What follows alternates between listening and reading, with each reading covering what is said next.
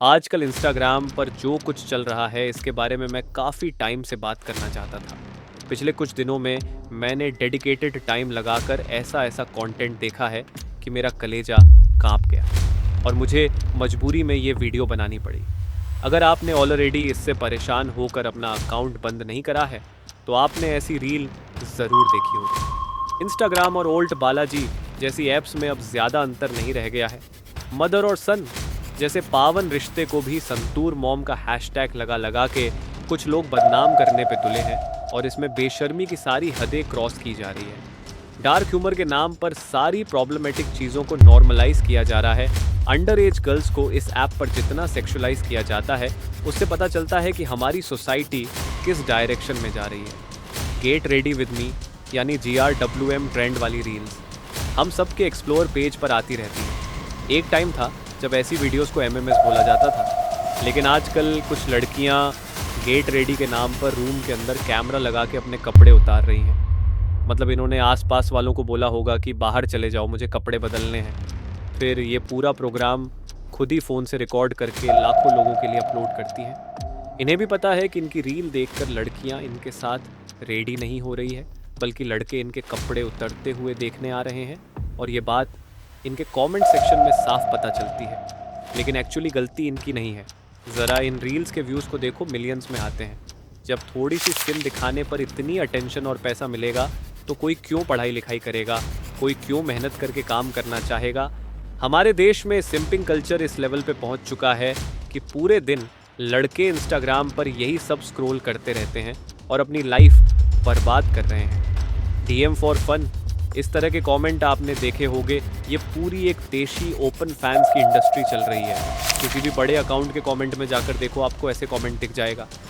हो सकता आपने जाकर देखा भी हो, समझ गए होंगे कि मैं क्या बात कर रहा हूँ। इस एक ऐप की वजह से हमारा यूथ खोखला होता जा रहा है। दुख की बात यह है कि मैंने अपने आसपास 8 से 10 साल के बच्चों को भी इंस्टाग्राम यूज़ करते हुए और उसमें ये सब देखते हुए देखा है। इतनी छोटी सी उम्र में वह क्या देख रहे हैं, शायद उनके माँ आपको इसका अंदाज़ा भी नहीं होगा। और इसका डेंजरस इफेक्ट हम ऑलरेडी सोसाइटी में देखना शुरू कर चुके। छोटे छोटे बच्चे खेलने कूदने की उम्र में रील्स बनाने में लगे हैं। इसी डर की वजह से ऑस्ट्रेलिया में ऑलरेडी एक लॉ बनाया जा रहा है। इसके बाद 16 साल से कम उम्र के बच्चे सोशल मीडिया यूज़ नहीं कर पाए।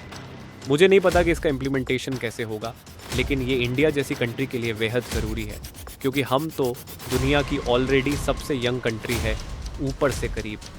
इसीलिए इंडिया ये अफोर्ड नहीं कर सकता कि हमारा यूथ साइंस और स्पोर्ट छोड़कर इस डिजिटल हीरा मंडी का एडिक्ट बन जाए। और इसीलिए इस टॉपिक पर थोड़ा सीरियस बात करने की ज़रूरत है। आइए देखते हैं।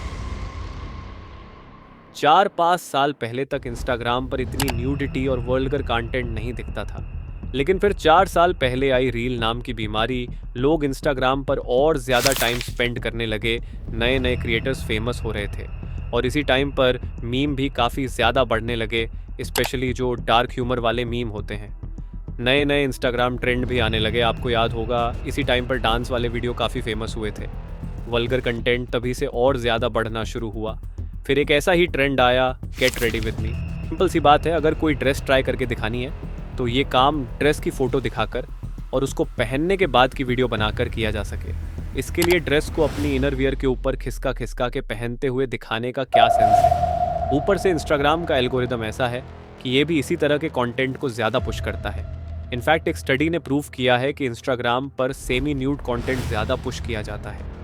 ये चीज़ मैंने खुद नोटिस की। कितना भी जाकर नॉट इंटरेस्टेड कर दो, फिर भी ये आपकी फीड में आती रहती है।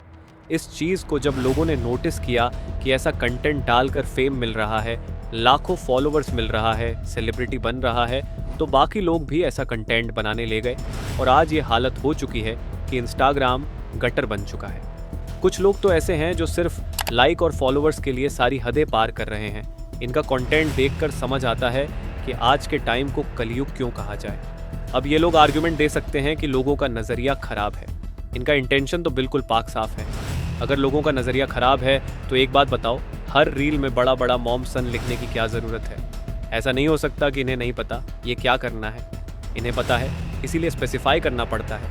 ये जानते हैं कि अगर ये नहीं लिखेंगे तो लोग रील देखकर कुछ गलत ही समझेंगे।